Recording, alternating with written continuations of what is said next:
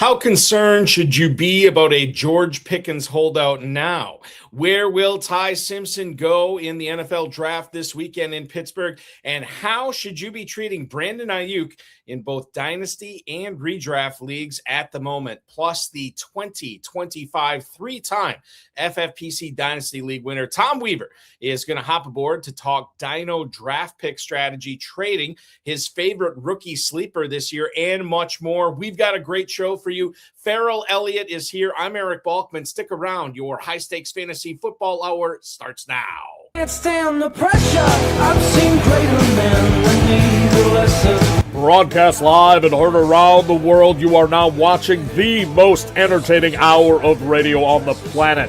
Welcome to the High Stakes Fantasy Football Hour presented by MyFFPC.com with your hosts Eric Balkman and Ferrell Elliott. The High Stakes Fantasy Football Hour is your home for analysis from the best players in the world. And now, because no one else was available, here are Eric Balkman and Ferrell Elliott. Solace in the scripture. Are we not all our father's sons? I became a man, nobody ever told me what a man was. Thank you so much, Rob. Greetings and salutations to all of you Balkaholics and Ferrelliacs. Welcome into the latest episode of the High Stakes Fantasy Football Hour, presented by MyFFPC.com, MyFFPC.com, the Fantasy Football Players Championship.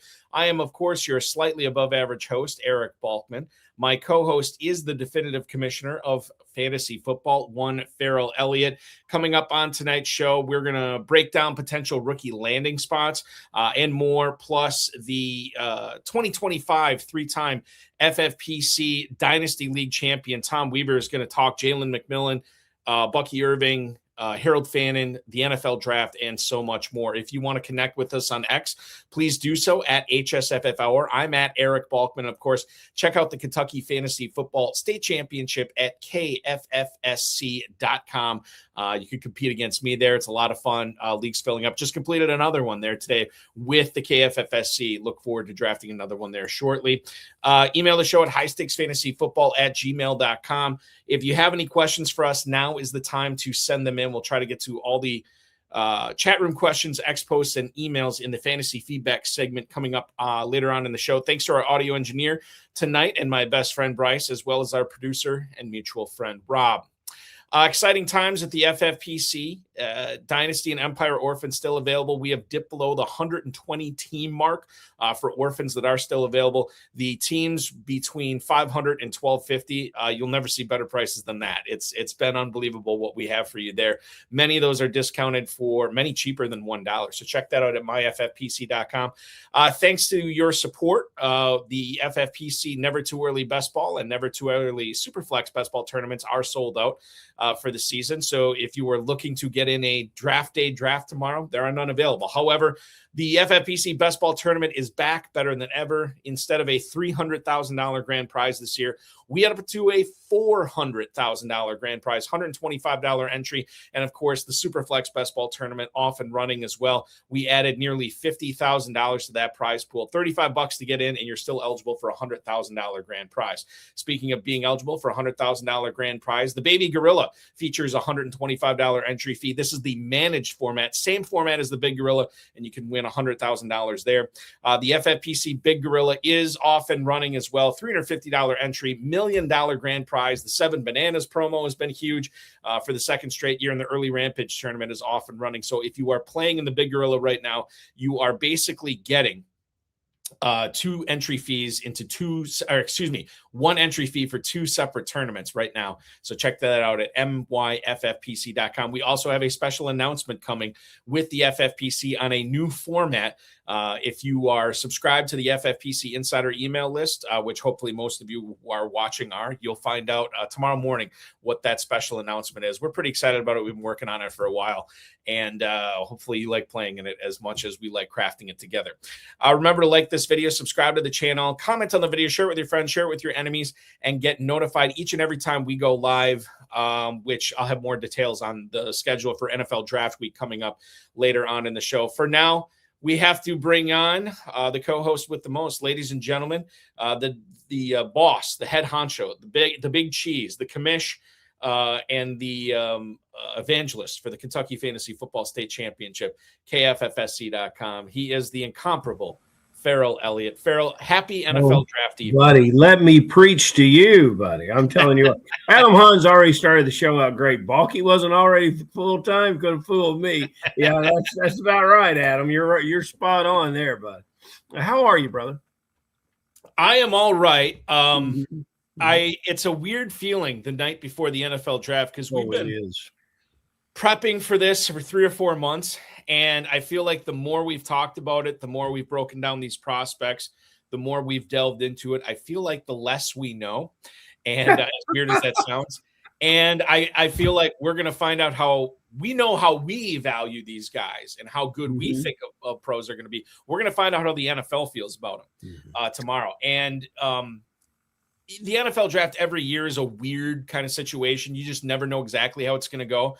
I think it could be even weirder this year, Ferrell. I don't know if I have read and heard that a lot of teams have the same handle on this draft as they had in years past. So we could be the winners in this, the spectators, the fans.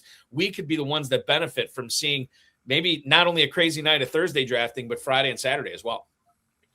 Well, yeah, Saturday is always the most interesting day of the drafting and what comes after in the world of street free agency. But there are players in this draft that, especially for the dynasty players, you've really got to watch Friday late, Saturday all day. The guys that are being drafted there, as far as the NFL grades, are not a whole lot different than the guys that will be going in the second and third round. Matter of fact, there's a number of teams that will tell you that there's only really about 15 players in the draft with a first-round grade. And that's why there's all the speculation that some of these teams might be trying to trade back. I think that when I went to the All-Star games, the Senior Bowl, the American Bowl down in Orlando, Florida, I saw a lot of talent, and I would love a chance to draft these guys, and they're still working. You know, the way that they do it is they break down at this point in time positions, and you know, I'm still getting calls right now, and you know, I don't have anyone that's projected to go in the first 2 days. So these guys are working hard to try to. The proverbial look under every rock to find the player, double check and triple check, make sure everybody's healthy. It's an exciting time, and I'll be so glad when it's over. Yeah, I understand the feeling. Maybe not to the degree that you feel it, but I definitely understand the feeling. Well, you know, and I think everyone in drafting, I think all our dynasty players are ready to get to the draft. Yeah, and I think this show has done a great job preparing them. We've had on some wonderful guests that have brought in different perspectives about Dynasty, and that overlaps into all the other things we're doing, the Gorilla, the Baby Gorilla, and you're going to announce hopefully some of these great best ball leagues that are forthcoming tonight. And, you know, it's just a wonderful time to be in fantasy football, and I couldn't resist. I had to join a Big Gorilla this week. Those Gorillas just got me. That's all I'm saying. You know, we mentioned the special announcement. We're going to make a special announcement about our Friday show, right? And then are we making a KFFSC announcement tonight, or are we saving that for tomorrow? I think we're saving that for tomorrow night's guest. Okay. All right. So we'll have it on Friday. Friday, yeah. So we will tease. Well, should we even announce who the guest is tonight? Yeah, I think that would be a great idea. It would remind him to be present. Right. Yes, exactly. So we will announce that at the end of the show. And then for Friday night, you want to be tuning in for a special KFFSC announcement as well, which is going to be a lot of fun. We mentioned rookies, Ferrell, and one guy that I don't think will hear his name on Thursday night, but I bet he hears it on Friday in Pittsburgh, is Chris Bell, right in your own backyard at Louisville. Ian Rappaport has reported that he is ahead of schedule in rehab. He's coming off the torn ACL. This according to Chris Bell's agent a day before the NFL draft has started. So you can kind of connect the dots a little bit there. But this was a late 2025 tear in his knee. 72 catches, just over 900 yards, and 6 touchdowns in 11 games last year. And if he never tore his ACL, Ferrell, certainly we'd be looking at him being a first-round pick this year. We'll see what happens. What goes on in the second or third round. But as dynasty owners go, knowing that you could get a first-round talent at a bargain price in your rookie drafts, no matter where he goes. What's the right approach for Chris Bell? Do we just believe like he is going to get back to that level that he was playing at Louisville? And quite frankly, how good was he from what you saw at Louisville last year?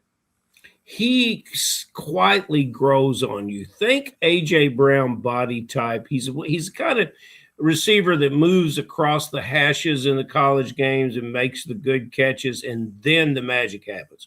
Once he gets the ball in his hands, he has great long speed. He doesn't necessarily move in and out of the cuts. He's not an artistic receiver, kind of like your JSN or some of the other players we might talk about later on. But he's a kind of big-bodied receiver that uses that body to his advantage. And I think he's going to be a better NFL player even than what he was in college. He's the kind of receiver, I think, that a quarterback begins to love because the quarterback knows he can count on him. He's 6'2", 220 pounds. He's got a big catch radius. If he had gone to the combine, he would have tested well. I think you can be all into this player. He's a speed builder when he gets the ball in his hands. And, he's got the size that the NFL is looking for because he's to present-day linebackers, he's the same size of most of them. So I really like him. Yeah, and I think that I swing big in rookie drafts. I want to swing for the home runs. Mm-hmm. And if Chris Bell gets back to 95% or 100% of what his knee was like prior to this, then he should be a home run, so to speak. I mean, he's still got to be, good enough to play at the NFL level. But I believe in it, and I'll be drafting him as such. Maybe I'll be drafting a little bit higher than some other people, maybe not. And landing spot will be key too. Plus, we don't know exactly how much action he's going to get in his rookie season, but I'm definitely more pro Chris Bell than anti Chris Bell at this point. You can't draft him. I don't think a team could draft him and not eventually get him on the field.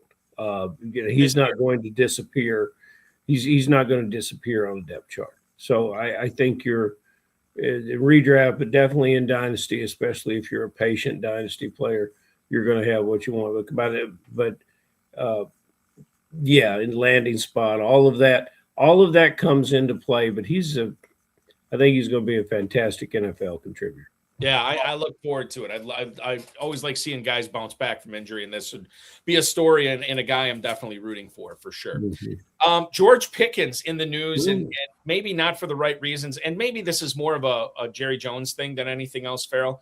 But we had Stephen Jones, according to the reporting from John Machota, who covers the Dallas Cowboys.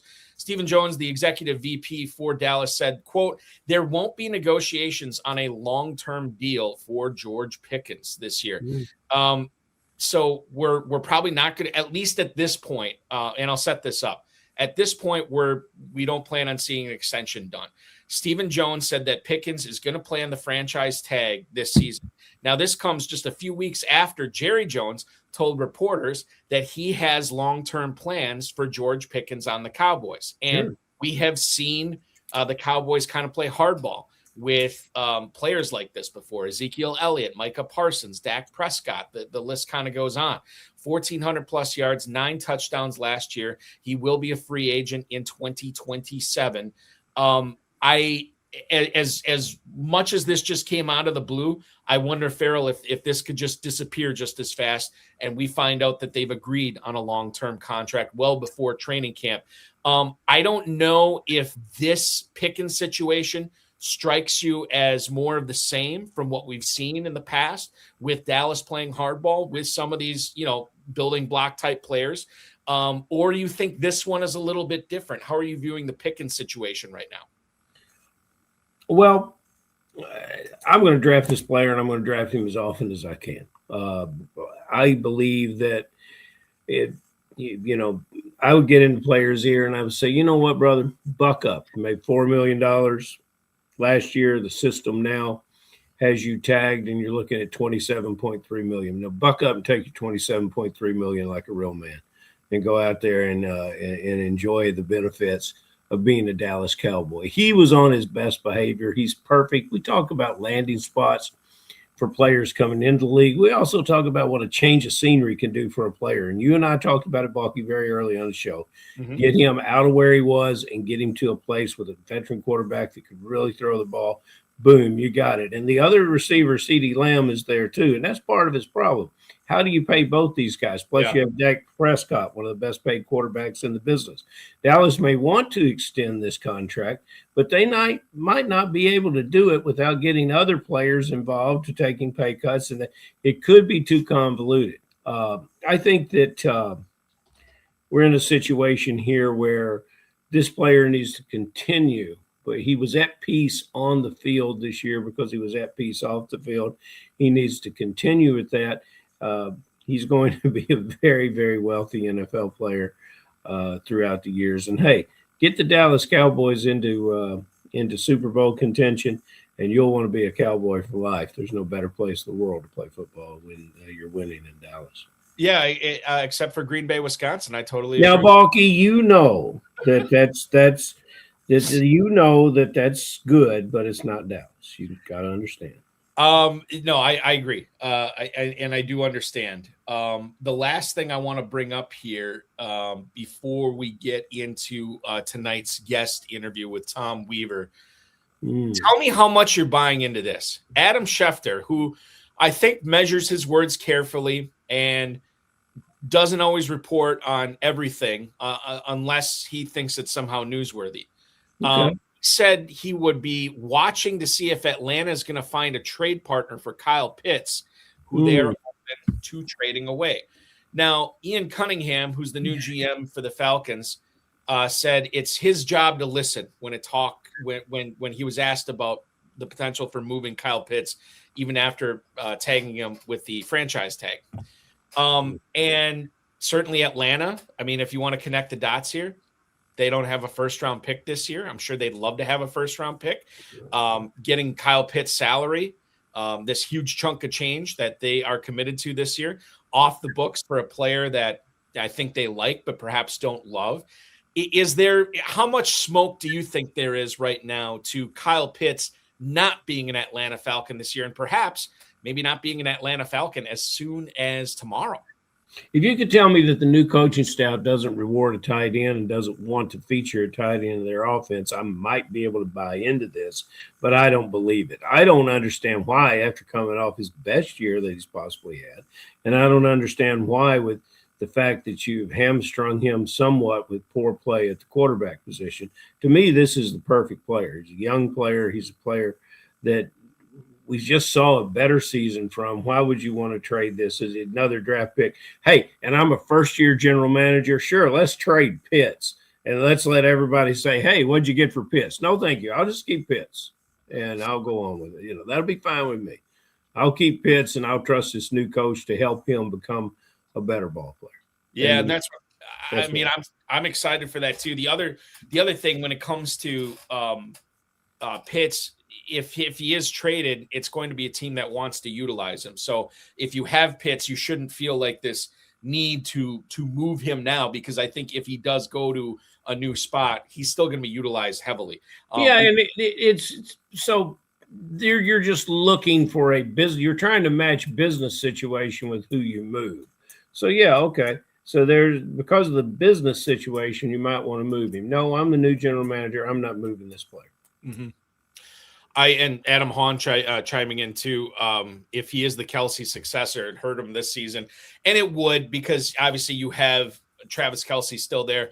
I do think that I know it was a 3-year deal that he signed, but I think it's more like a 1-year deal, and then after that, they Kelce's on a year-to-year deal right now. Kelce will still be playing when Pitts retires. He'll still be. Yeah. Pitts There are going to be guys that are going to be drafted in the first round, Ferrell, that will retire before Travis. It could happen. And what do you say, Balky? There's a non-zero chance. There's a non-zero chance of that happening, my friend. There is a 100% chance that we're going to have a great guest on tonight, and I'm going to bring him on right now. He won 3 FFPC Dynasty leagues last year alone. He's here tonight to share his advice for success in the FFPC Dynasty streets, as well as some of his insight into Dynasty Fantasy Football and the 2026 NFL Draft itself. Please welcome onto the program, Tom Weaver. Tom, happy NFL Draft Eve to you. Thanks so much for joining us tonight. Likewise, gentlemen. Look at old Tom. How are you? I'm great. Thank you. We are excited to have you on tonight. And the first thing I ask everybody this: when you're not winning all these FFPC leagues, what are you doing for a living, sir? Well, for a living, I do like long-term rentals, investments, and housing flips as my main course of action. I dabble in ticket broker work on concerts, and so kind of grinding a couple different places and being diversified. I used to work for Pfizer in HR and the benefit side of things, working on pension plans and 401k plans. But when that came to an end, just tried to do some other things, and it became pretty successful in that, and just being able to be your own boss is a wonderful thing.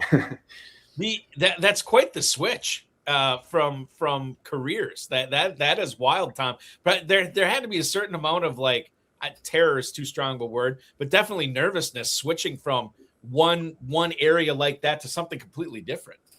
Right. I mean, when and not to go too deep into the history, but when Pfizer lost its exclusivity on Viagra and Lipitor, 2 of their major drugs, they let go a ton of the sales force at the time. And being in HR, we were kind of more like overhead versus someone trying to find new medicines in the pipeline. So eventually they were just letting a lot of people go, and it ended up being my time. And during that time, I was, I had season tickets to I lived in the New Jersey area, the New Jersey Devils and the New York Giants. And, I was selling games I couldn't go to, and they were profiting. So while I was searching for another job, I kept increasing that more. And eventually I was making more than I was making in my career before. So I just kind of kept rolling with that, and with new connections, just kind of diversifying, investments and money, just to try to stay on my toes. And one of the reasons I did it is just because sometimes in corporate America, it might not be your fault on why you might get cut. And if I did get another job and, now I'm approaching 50, I might not be an attractive hire if something like that happened again. So I just wanted to kind of control my own destiny, if you will. That's brilliant. And you became a professional fantasy football player. And let me ask you something. Does the overuse of Viagra lead to unfettered beard growth? That's something that's been passed around in the chat room, and I just want to put that potentially might be a side effect for some. Okay, yeah. See, there's things we just don't know. Yeah, exactly. Yeah, I also learned to turn your hair white. So there's a lot of things going on about that. Hey, we're playing Dynasty together. I have O'Marion Hampton, and I desire the 1.1 draft spot. I really want Jeremiah Love. You've got the 1-1. Will you take Hampton from me for that 1-1? Is that a good decision? I'm leaning much more to Love in this particular case. I am too. Here's another one. Drew Maselli just checked in with this. He wants to know, if you have the 1-1, would you accept the 1-4, the 1-7, and the 1-10 in exchange for it? 3 first-round picks for Jeremiah Love. No, absolutely not. You won't do it. You won't do it. You wouldn't trade Kyle Pitts either. You and Ian Cunningham. That's what's going on here. I've even made trades for Love, offering the 102 and the 103. Sometimes that didn't even get it done. I think the people in the value just have him at just this. He's the clear 101. He's dynamic. In redrafts, he potentially could be the first overall pick in a redraft for many years coming down the pipeline. And Brother Weaver, I had to work hard to be the best of the also rans to get that 1-1 spot. And I'm proud of it.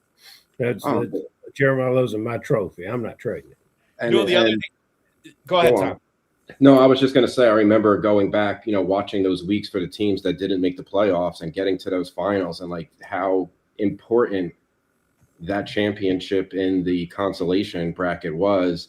Because looking forward and paying attention to, how the class was looking and who was going to be there, you knew who the 101 was going to be and how valuable that, that truly was in terms of a difference of, of what you could do with the 102 in particular.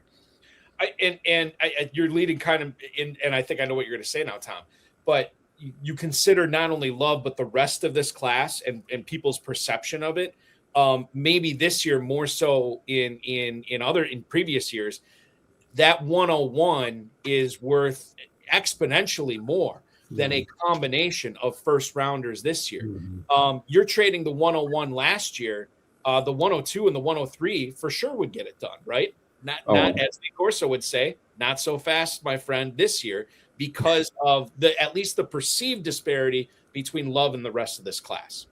Yeah, I mean, I think the market in general has kind of come around to eventually started hearing people like, hey, I don't want to pick in a Superflex league after 105. You can make the argument that maybe like a Casey Concepcion is a solid option at 106, and maybe you could kind of broaden that. In fact, depending on landing spots tomorrow, he might jump one of the other receivers that are the, quote unquote, big three. But leading into the beginning of the offseason in Superflex, you're talking, Mendoza and then, those three receivers.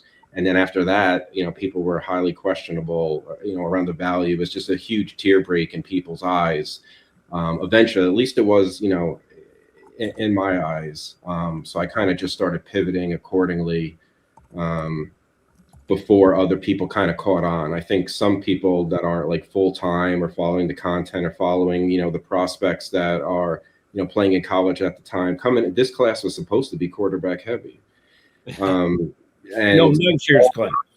And all of them fell apart. Nussmeier played Kovnick, and Drew Aller, Lenore Sellers was a name that you heard that could be a potential, quarterback coming into the class. And I'm talking about last fall. And you saw the play in college going down, and you're like, okay, so where does that leave this class, in value? And at the time, no one was talking Mendoza. Yeah. And the other thing too, Chambliss, Manning, and Moore, all three other guys that people were expecting to be in this class, or at least knew that there was a shot of them being in this class. Maybe Chambliss should have been in this class, but they're not. And so it's really watered down the quarterback position in this. Let me just ask you just real quick, as far as like trading draft picks and how you feel about what you should be doing when you should be doing it, basically, I think is interesting, Tom, because we know as it gets closer and closer to the draft, these rookie picks get more and more valuable. We also know, and I've heard from a lot of people, they're having a difficult time moving their 2026 picks in exchange for 2027 picks. Seemingly nobody wants them. I've also heard people are having problems trying to move down in the draft. Not a lot of people want to come up. I think this is what's happening with the Cardinals at pick 3 in the real life draft coming up tomorrow. What's your philosophy? I mean, we could talk about specifically this year, but what's your philosophy sort of how we should be as dynasty owners, how we should be treating these rookie picks once we know what slots they're going to be at after the regular season ends? What's the best plan of action for handling these picks going forward right up until the start of rookie drafts come next week? Right. I think, you should be following the market and getting ahead of the market before your other, league mates catch on. So, for example, I thought this class was going to be relatively weak, or at least there was going to be the market and the idea that this class was going to be weak. So I made a lot of moves where I was, dealing the 106 through the one. People were at the time in January when these picks were released on FFPC. I was moving the 110 and the 111 for a random 27 first. Nice. And it wasn't a problem. And that was an easy thing to do for me because I felt that this is kind of where we were going. And, there might be hits in this draft. You have to decide who they're going to be. You could be wrong. But at the same time, there is the hype of 27 coming up. And now that we're into April, people have caught on, and orphans that I've bought, trying to then move these, later 26 picks has become a little bit more challenging. To do it, you're adding, the second and the third or some other kind of package, or throwing in, a veteran with it to try to get it done. And, most people are saying no to that. I spam offers to everybody and across the leagues in over 100 of these FFPC leagues. So me chatting in the league and having conversations is a difficult thing to do time wise. But if you stay on it, you could get something done or open up conversation. And really, it just takes one person out of the 12, to agree. But now that we're here, I think if people are so against these 26 picks, it actually offers the other opportunity that maybe you could kind of get some on the cheap. So it's kind of a little bit of an ebb and flow. If everyone hates, draft capital is going to mean something tomorrow, and something we'll probably touch on too is like, who's the RB2 in this class? Well, if you look at, oh, I interrupted you, Tom. Go ahead. No, I was just saying, like, landing spot. If someone ends up going to Seattle pretty early, that's going to look attractive. If someone gets like early round 2 draft capital, that's going to look attractive, and that's going to make that, say, that 107, 108 look better than it kind of currently does.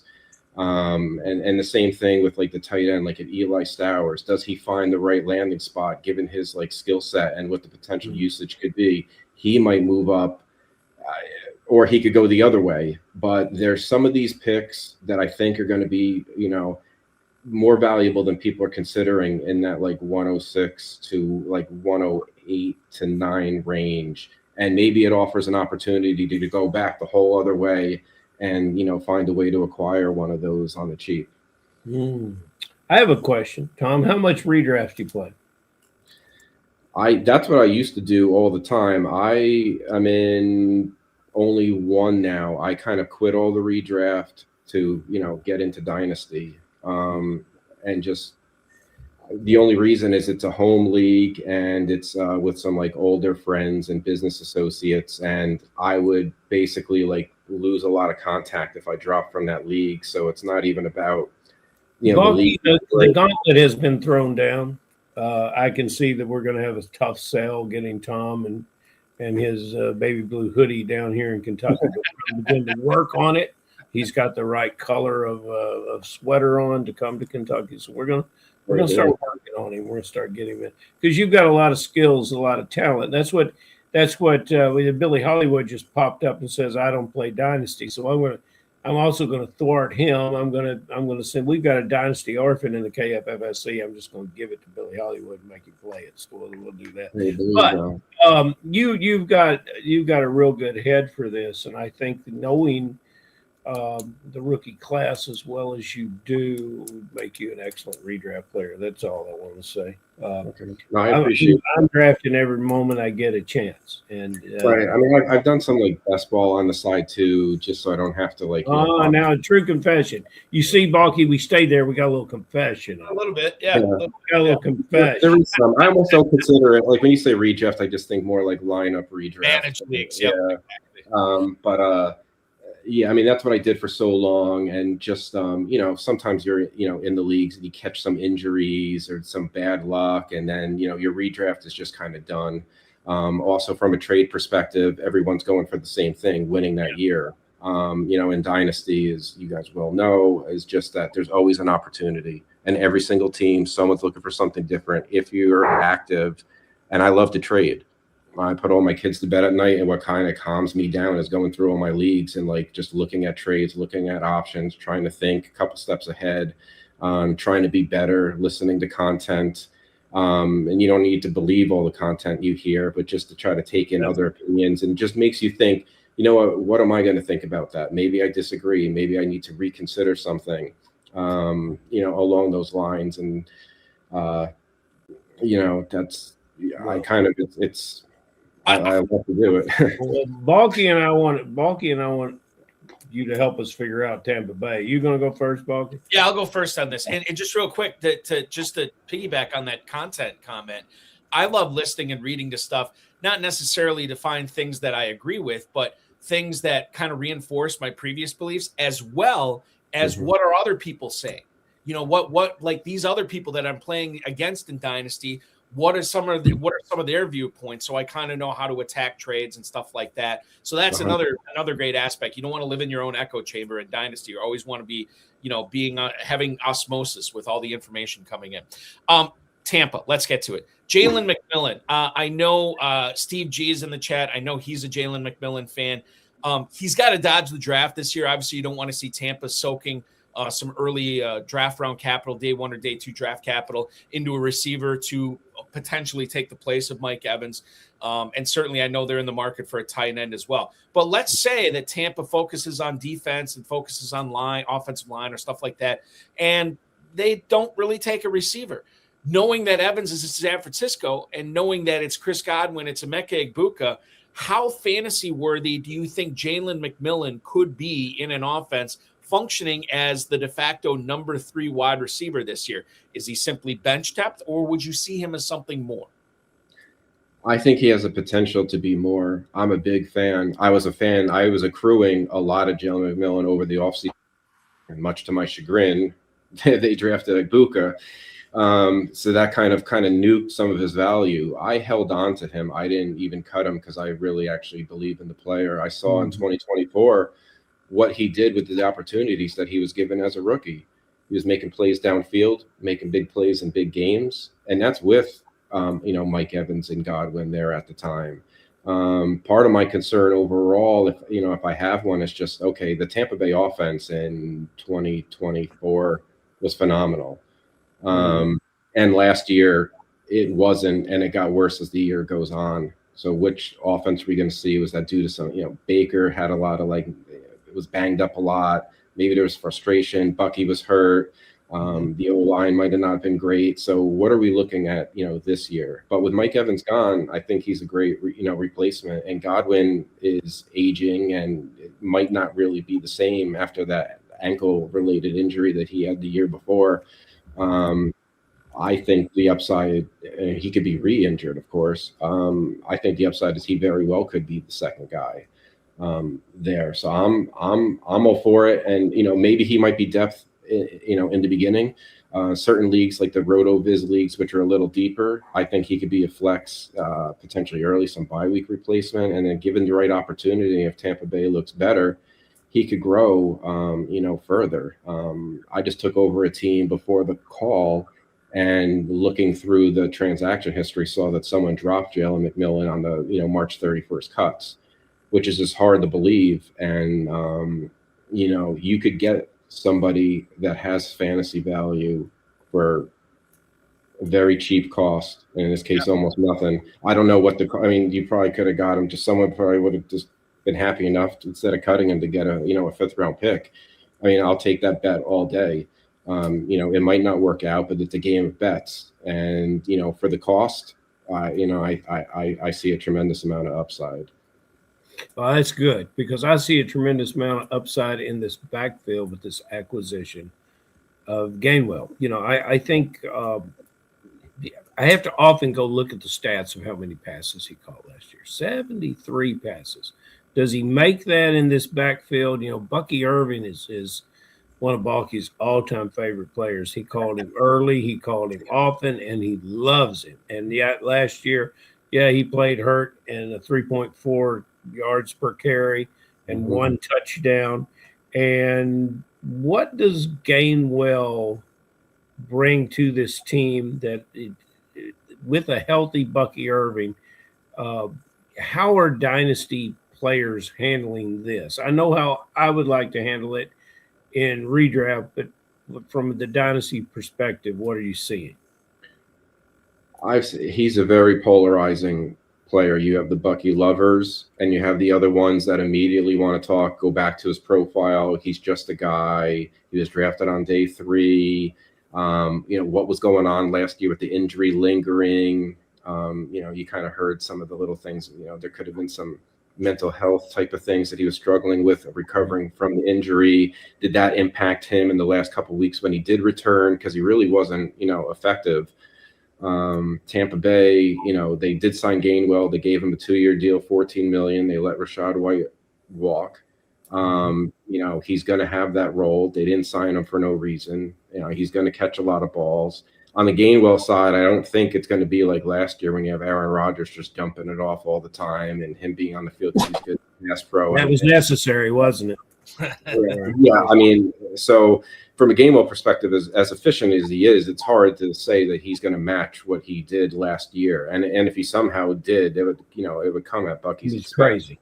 Last year, 1,000 total yards receiving and rushing and 8 touchdowns. Receiving and rushing this year, sharing with Bucky Irving. What does he do? I think on the Gainwell side, I'm guessing more. I'm in the more of the range of the 700 perhaps, and maybe like 50 to 60 balls, something more reasonable given, it's a different offense. I think he's going to be effective. I think he's going to be efficient. I think it's going to hurt because he has, fantasy point friendly, with the PPR on him. And that might hurt Bucky. But at the same time, there's passes to Bucky that aren't going to always be on third down. He could receive, he could catch. I don't think it's the other consideration too with Bucky is, they re-signed, Sean Tucker. Yeah. He was actually getting goal line work at the end of the year and Bucky wasn't. I'm not saying I'm projecting that to happen this year. But what if Sean Tucker? There's a lot of what ifs and a lot of very good players. Is Bucky closer to the 2024 form and he's healthy and the Tampa Bay offense as a whole, improves? Because Rachaad White still had a role then.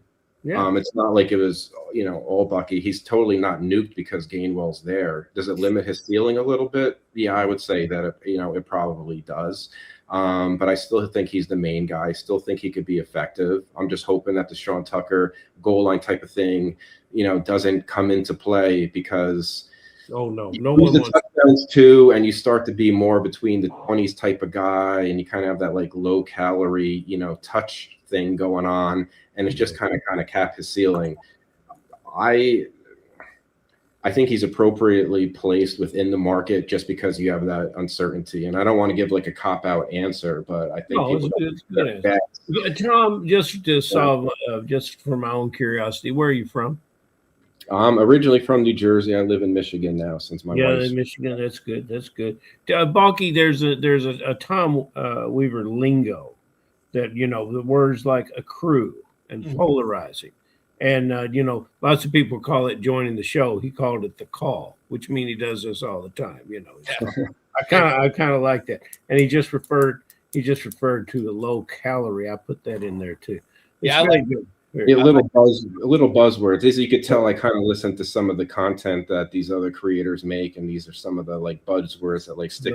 This stuff is all original. A little bit sometimes.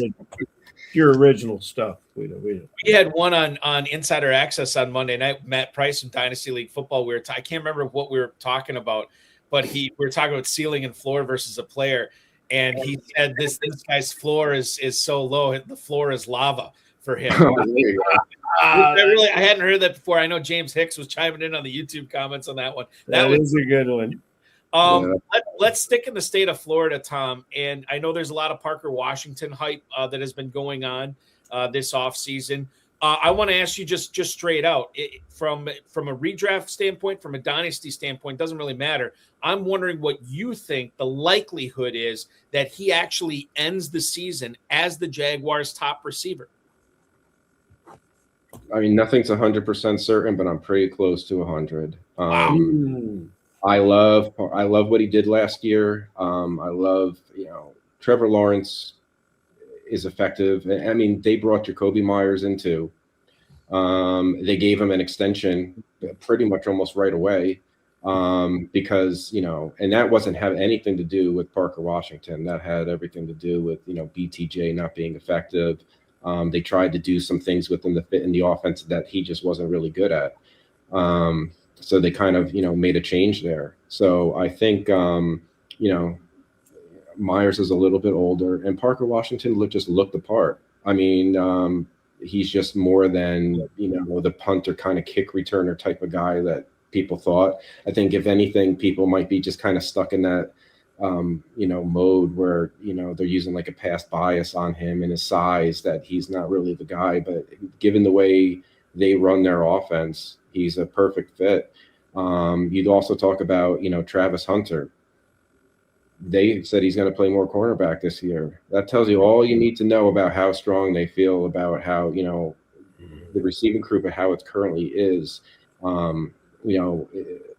They're very comfortable with him, and so am I. I got him on waivers a lot last year, and he was in my starting lineup and pretty much all of them, as the year progressed. He's a beautiful find. And, Myers is getting up there in age. I think Washington's effective. And like I said, I think, BTJ, supposedly there's rumors out there that they were looking for a first round pick and would trade him if the right cost, if the right opportunity presented itself. It didn't. He's still going to have a role in the offense, but, I think Washington's going to just be a PPR machine. And this player, you look at him, he's 5'10", but he's over 200 pounds. He's certainly a solid body to play the position. You've talked about Jacoby Myers. You hear this expression, coach in the locker room, coach on the field, which usually is overblown. But in Jacoby Myers, I've never talked to any NFL receivers who've been in the room with Jacoby Myers that did not say that experience made them a better player. And I think that's one of the things Myers brings to the team. And Steve G makes a comment down here, bad route runner, and maybe so, but there's not an easier thing that you can correct through coaching and through repetition than running bad routes. You can't necessarily speed through them. You can't necessarily increase your speed, but you can understand the kind of routes that the quarterback wants you to run. And that veteran quarterback, there's a little bit of forgiveness in the route running there too. So I love this player. I started with N Dynasty. Of course, it's N Dynasty because it's a damn trade. But I traded the 209 for Parker Washington this year. Did I do? Oh, that's a gift. Yep. Yeah. A lot of the trades I saw was more like an early second. But I mean, look at the product. He's still young. Maybe he is a poor route runner, but that wasn't his game. He could learn from that. And to your point with Myers, he could get better. But he also was, regardless of that, highly productive. So I don't necessarily, see that. Yes, good point. Change for me. And I mean, look at, that offense hit another gear, during the year. And, when they acquired Myers and started utilizing Washington. And like I said, when you kind of put Hunter back to cornerback, there's a reason for it, that you have that luxury because you're very comfortable with what you got. Well, and Stephen G has corrected that his comment on Washington. Oh, talking about BTJ. Yeah, I mean, and then BTJ might be an undisciplined route runner there with a lot of speed. But you know what? If you stick around a little bit, you can catch any receiver being a bad route runner. It's guys, before we move off Washington, I just want to say this. I did not realize this. I just looked this up. This will be Parker Washington's 4th year in the NFL. Mm-hmm. And the dude last month turned 24 years old. Yep. You think about some of the NIL stuff that's going on. Some of these receivers coming into the NFL are like 22, 23, 24 years old. Parker Washington, this is age 24 season, and this will be his 4th year in the league. You love to see it. The youth can be served and appreciated in football. Yeah, 100%. I mean, dynasty value wise, because he is going into his 4th year, and obviously he wasn't a first round pick. Hopefully they extend him, because obviously that's a tremendous offense, to be a part of. And Trevor Lawrence took a step forward. There's a lot of Lawrence kind of haters, but he did turn a corner and made major improvements. And Liam Cohen is a genius. So let's talk about another young player. My first foray into drafting 2026 was the Baby Gorilla. And did you do any Baby Gorillas? I did, and I'm going to need to get involved this year. You got to have some of them Baby Gorillas. But anyway, I reviewed my first few rounds with Balky, And I believe on the 3-4 turn, I'm drafting the 11th, perhaps. In the 4th round, I took Harold Fannin, which all the things we said about Parker, I think we could say about Fannin in regards to productivity and age. Here's a player, a very young player. I think is going to do nothing but get better, and I think he's going to continue to be great this year. Now I find myself a little more polished in drafting. I'm in a Big Gorilla, but I'm still drafting Fannin in the same place. And I think anyone that got Fannin, Balky, help me remember, and Brother Weaver, you may know right, you may be right on top of it, but Fannin was not a high draft pick in Dynasty coming out of Bowling Green. Am I right about this? Well, I mean, it depends on like your definition. I sound like Bill Clinton now. It depends on your definition of high, right? Well, I think anything like 3, 4, top 3 is top 2 is high, 3 and 4 is in the middle, and 5 through 7 is late. Yeah, I'm looking this up right now to refresh my own memory. I'm looking back on Fantasy Mojo right now. And by the way, you can look back on this kind of stuff at fantasymojo.com when it comes to previous year's ADP. He has it. If you're playing in the FFPC, get a membership to fantasymojo.com. He was, as far as the rookies go last year, Ferrell, was on average the 307. In FFPC rookie drafts, which was basically, I mean, dude was being, this is crazy to me when you think about it. Arroyo, Fannin, Ferguson, those guys were all going in a clump together behind Mason Taylor. And then, of course, behind Loveland and Warren, who had massive NFL draft capital. But Fannin was like a mid-third round rookie pick last year in tight end premium leagues, which is crazy to think about. I was just curious about that. Are you a big Fannin fan? I am. I didn't get enough shares last year through the draft, which was unfortunate. I didn't see it coming. You talked about the competition in the MAC, at the time when his profile was there, how is this going to, work? His athleticism, some people kind of questioned. And, then on the Browns with Njoku there at the time, you could see why possibly, he could slide and people just wouldn't believe given, that he was from the MAC. Detractors even now, if there are, I rank him 5th behind the big 4. I have him ahead of Laporta.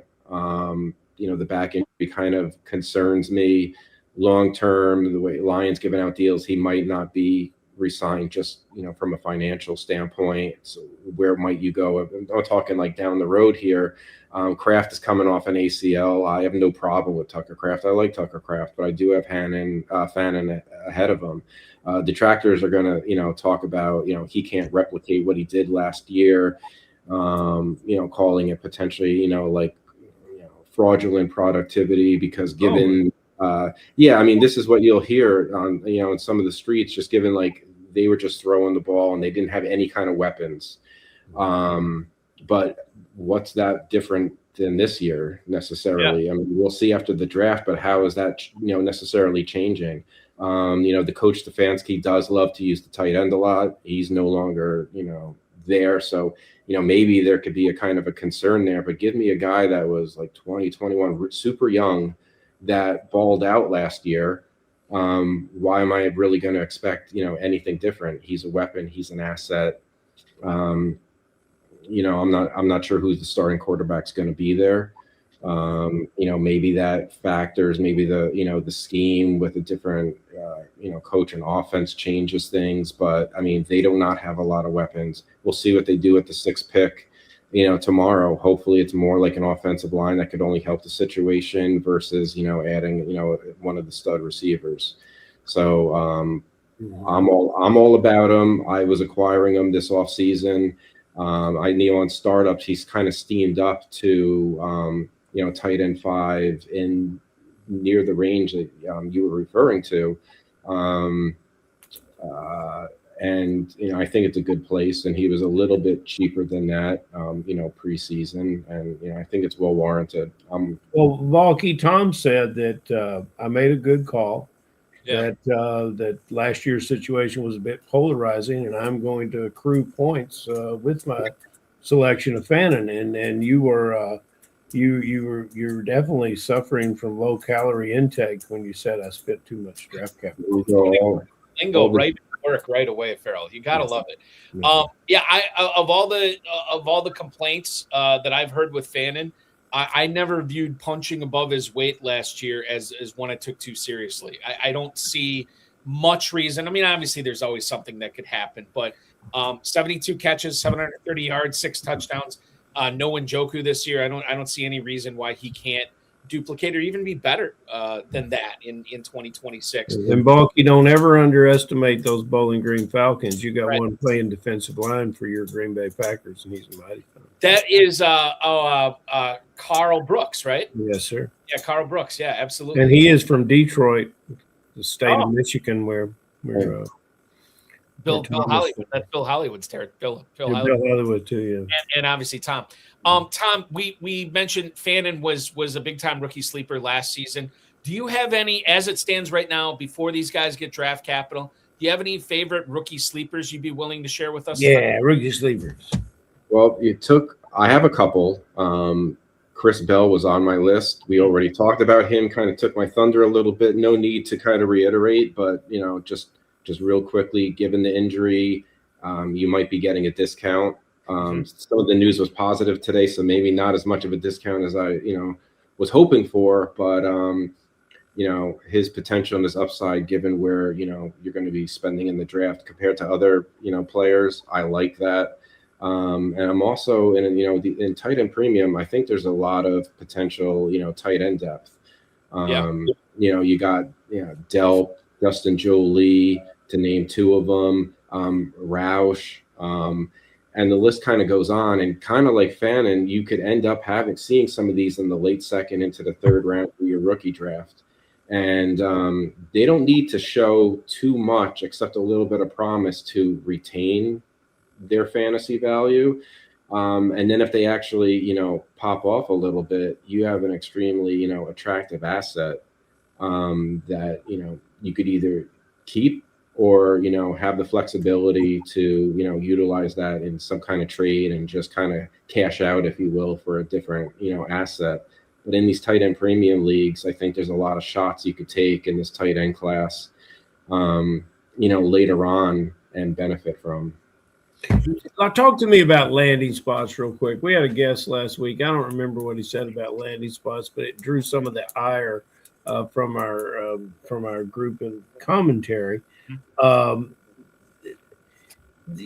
Like a young tight end goes to Kansas City, it's a poor landing spot. I think anyone that goes to Tampa might not be the greatest landing spot. I never have loved the quarterback assets. What are some of the red flags and what are some of the green flags for landing spots, and how you see it working for certain individual players? And are there any players that are just wherever they go, they're gonna be excellent? Yeah, I mean, in the case of Love and some of the other wide receivers, they're going to be fine. You might have preferred landing spots, but some of these studs, they're using high draft capital. They're going to have a plan for them. There's some that aren't attractive. I mean, like, for example, like New York Jets, there's always been a problem. There's always a quarterback problem. Their offense has struggled, for years, just organizationally, they're not strong. And it's one of those things, like the top-down approach, you always see the same organization struggling quite often. The Cleveland Browns, they talk about it, that worked, for Fannin. Judkins looked fairly good, as well last year before the injury. I think it might matter, like with specifics. I had talked about Stowers, Eli Stowers. He probably is a little bit more specific to what would be effective in his offense. And not only that, is if you go to a bad team and the coach is on the ropes and gets canned and you get someone new coming in, they might have a different whole scheme and how you want to use somebody. And also, that wasn't your draft pick, either. So sometimes I think there could be something along the lines where, going to a poor team that might have coaching changes could impact your future potential value as well.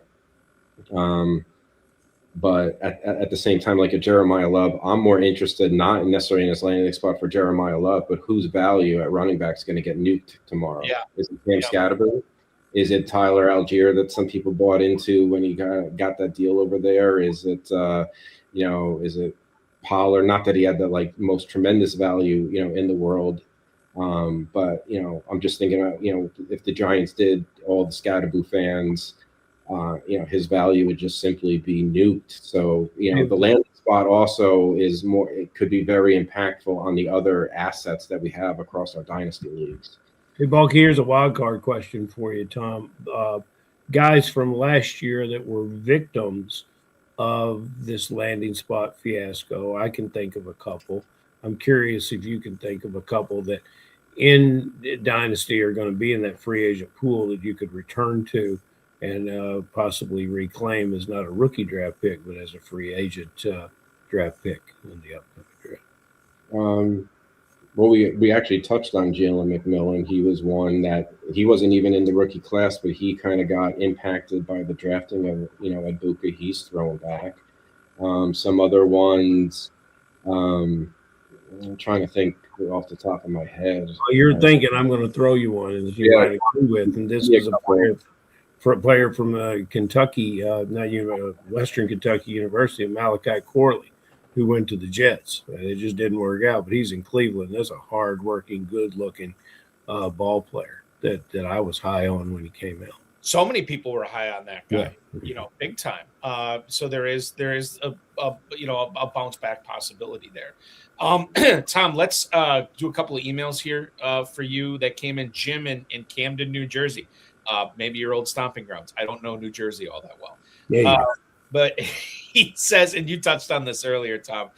He writes, "Hi, Tom. Who is your number 2 rookie running back this season? Thanks." That is Jim in Camden, New Jersey. Thank you, Jim. I'm not going to answer this question for you, but it seems to me that right now, it's kind of a fool's errand to answer this because draft capital is going to influence who the number 2 guy is. 100%. I mean, like from a prospect level, who I think, draft capital aside, who might have like a 3-down sort of possible play might be like Jonah Coleman, whereas Jadarian Price I think will be like a complimentary back, and maybe he doesn't catch, he doesn't have a lot of receptions in college playing after Love. He's a kind of a tough one to kind of gauge because he was behind Love. And the Arkansas running back, Mike, was it Anderson? Washington. Why am I thinking Anderson? Getting like my old man here, forgetting names. Yeah, I mean, he had a tremendous combine. Obviously, he got that speed and strength, but his profile, isn't truly effective. So how do you kind of weigh that? And to your point, we touched on before. Who's going to Seattle? Who's going early second? The draft capital and the landing spot, especially in the running back situation, is everything. And you look back to last year, you kind of had your own favorite list of running backs in a heavy running back class, and how much did that kind of move as you went down the scale? Like, oh, I like DJ Giddens. Well, he got drafted by the Colts behind Taylor. That's done. People are on like a Taj Brooks, for example. He never really, saw the field. Caleb Johnson, didn't really pan out. Mm-hmm. And, with the 3rd round, capital, so where you go and the opportunities that could present themselves is really going to impact who's going to end up being number 2.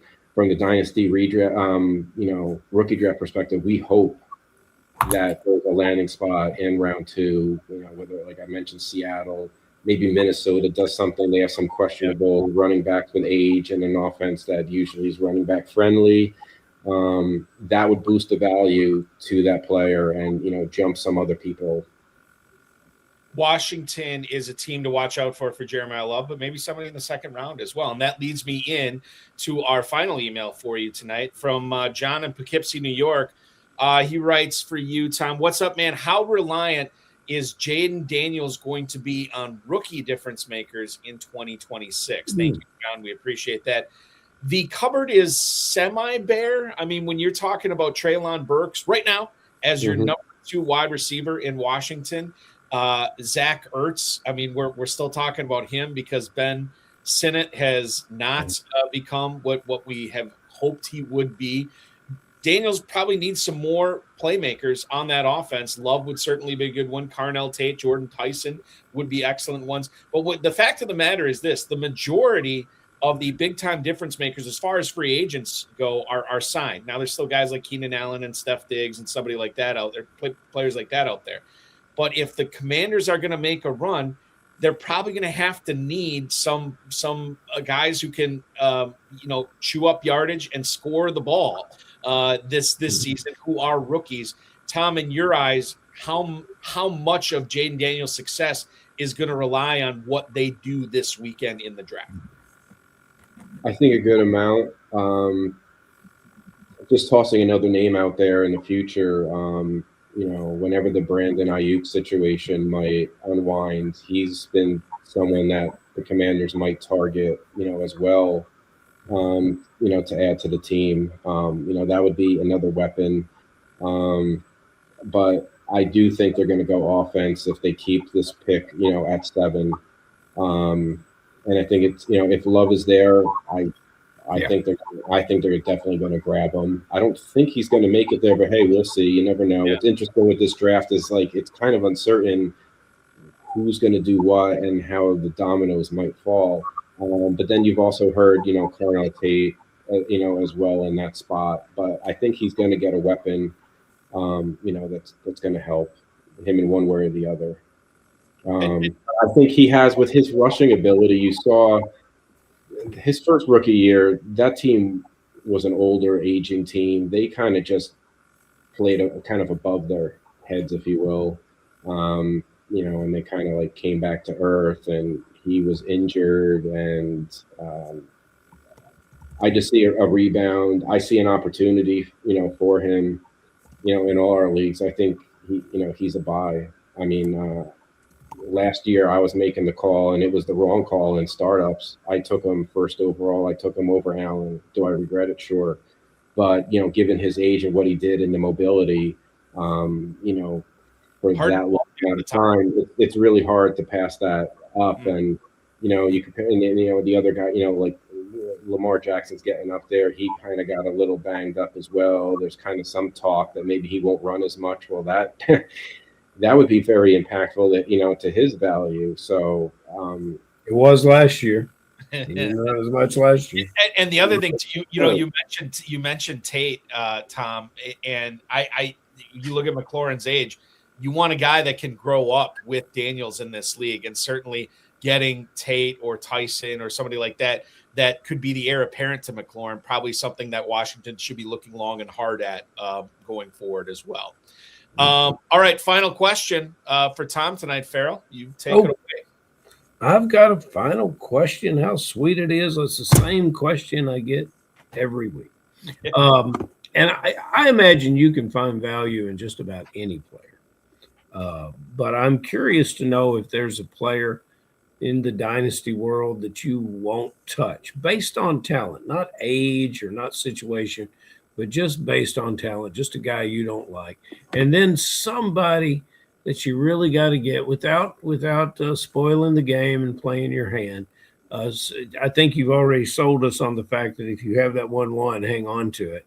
But just give us some insight there of some things that are just, sort of the Bible according to Tom, one of your Tom commandments. Well, some people that I do like this year, I've acquired a lot of, Zay Flowers. I think his usage is extremely high. Now, I felt stronger about that when they had the, Max Crosby trade and they gave up those first-round draft picks. Now that unfolded, it opens the door where maybe they potentially could add a wide receiver, and I feel a little bit, differently about that. Some other type of guys, like if you need a cheaper tight end, I like Brenton Strange, in that offense. Another one that I would acquire if I'm kind of more in a rebuild type of situation, I would just take advantage of the Travis Hunter kind of situation right now and start, buying low. I've seen him go for, second round picks and even late second round picks, in some leagues. And I just think if you could just kind of wait out the year, because you're kind of rebuilding anyway, he's going to come back into the fold as a wide receiver. I think he wants to be a wide receiver. And as he gets closer to his next contract, that's who's making the money. And it's going to come down to, I can make a whole lot more money at the wide receiver position versus, being a solid or very good cornerback. So I think he gets almost no snaps at wide receiver this year. This year, yeah. And like I said, that's kind of why I mentioned like rebuild, is just because you might not care. It gives you an opportunity to do that. And in other leagues that you're in, unless you're a total monster team and you don't need that, bench spot as much, you can, get them on the cheap and just kind of like wait it out. But, I agree with that. I will just say this about Hunter, and I feel like I've said this before, but I'm going to say it again. And I'm going to put it in practical dynasty sense here. I don't think now is the right time, because I like Hunter, and I'm a little bit more bullish on his receiving than Ferrell is, also understanding the reality. But I think the time to trade for him in Dynasty is once we get to training camp and he's working with the ones and he's on defense and he's hardly doing anything on offense, because I think now there's a lot of people who invested the 102 in their rookie drafts last year in Hunter that aren't willing to give him away because they don't want to believe it, that he is just going to be a defender. But if we get August and he's doing nothing with the offense, that would probably be the time to pounce on Hunter and keep him on your roster. Yeah, I know he's a bit of a roster clogger, but with a talent as rare as he has, I'm willing to clog my roster with somebody like that. And maybe I'll go down with the ship, but that's part of Dynasty too, is having your convictions and standing by them, right or wrong. I'll tell you what, our guest tonight, he's been right more than he's been wrong. He is Tom Weaver joining us tonight, the Dynasty DJ himself. Tom, this was a pleasure. Ferrell and I really enjoyed it. I know our viewers, the listeners who will be listening to this tomorrow are going to enjoy this as well. I wish you nothing but the best of luck in all your Dynasty leagues this year. Enjoy the NFL draft, not only tomorrow, but the rest of this weekend. And enjoy your rookie drafts coming up in early May. Thanks so much for making us a part of your Wednesday evening, my friend. Thanks for having me, guys. See you. Absolutely. You got it. That is Tom Weaver from Michigan by way of New Jersey. Hanging out with us tonight. Great stuff from him. I learned a lot. Always good to have these players on, Ferrell. And certainly Tom Weaver, no disappointment tonight.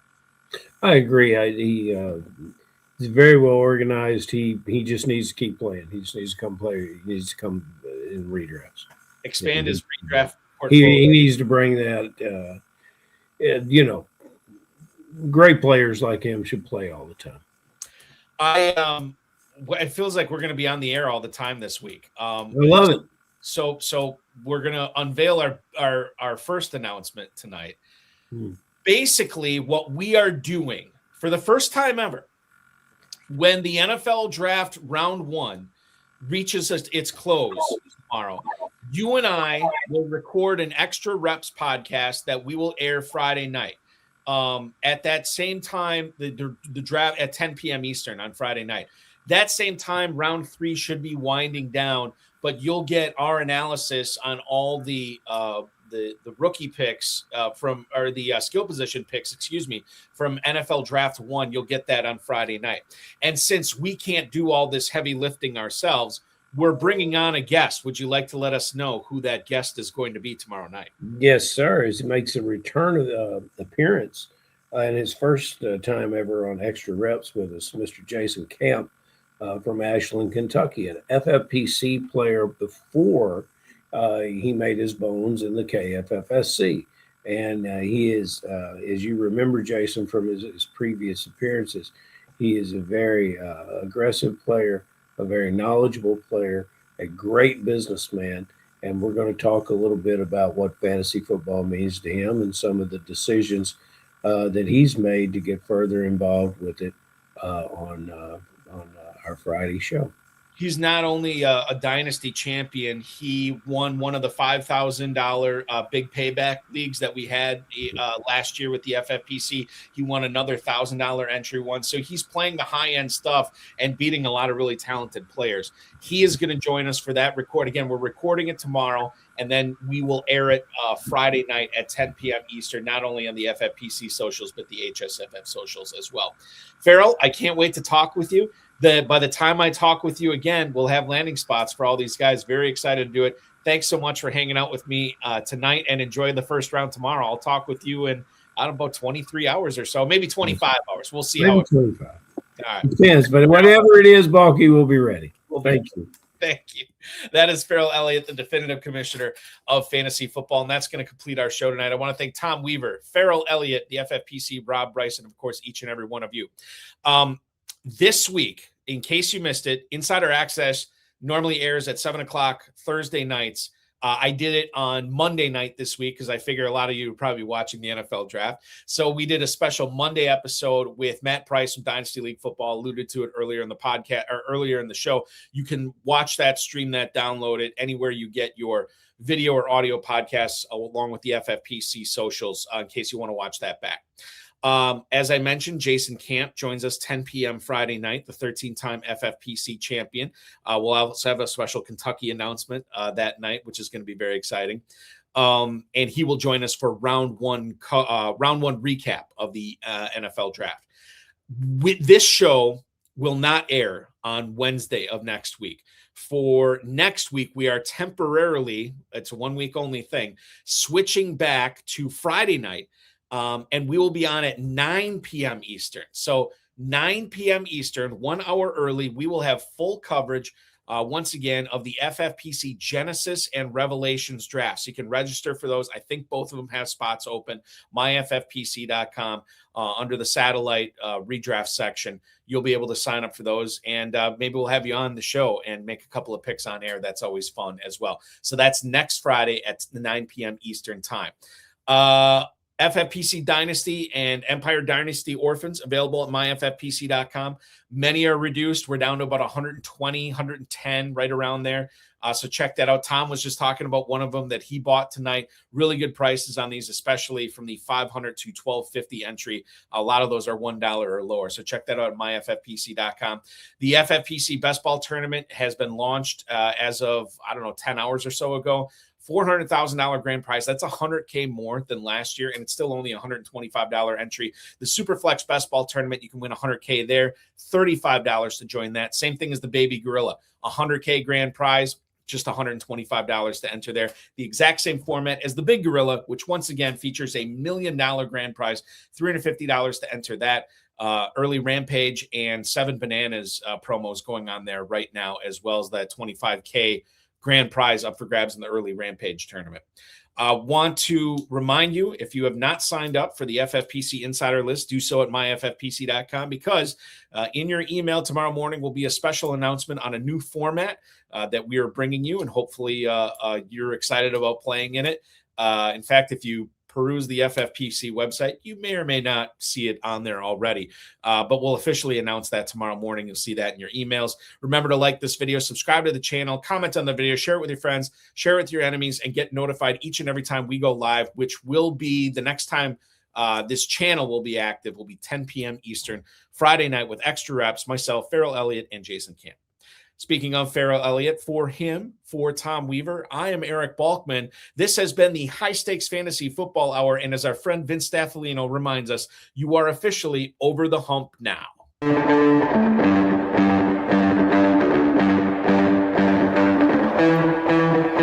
This has been another episode of the High Stakes Fantasy Football Hour presented by myffpc.com.